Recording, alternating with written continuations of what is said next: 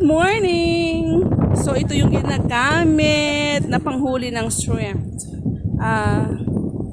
Tawag sa amin ay tabukol.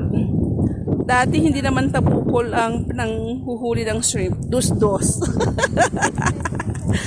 Pero dito sa shrimp pan ay tabukol siya. Ganyan. Okay, nire-ready ng i-launch yung tabukol niya.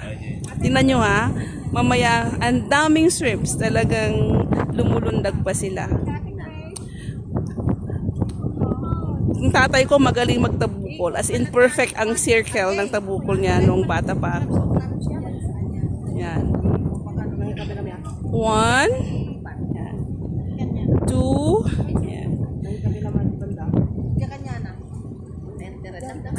3. Hindi masyadong perfect yung pagka-circle. Pero syempre tingnan nyo, ang dami ng mamaya lulundag-lundag na yung mga shrimps, ganyan. Can you see that? Yan. Oh. Ang cute daw, sabi ni Karen. Cute ba yon? Yeah, oh.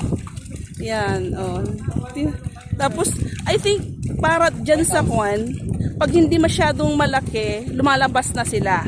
Pero kung yung malaki, hindi nakakalabas sa mga net, yun yung halos magkakaparehas na rin yung size nila. Tapos, ilalagay dito. Diyan. Diyan. Ayan. So, look at that. Oh.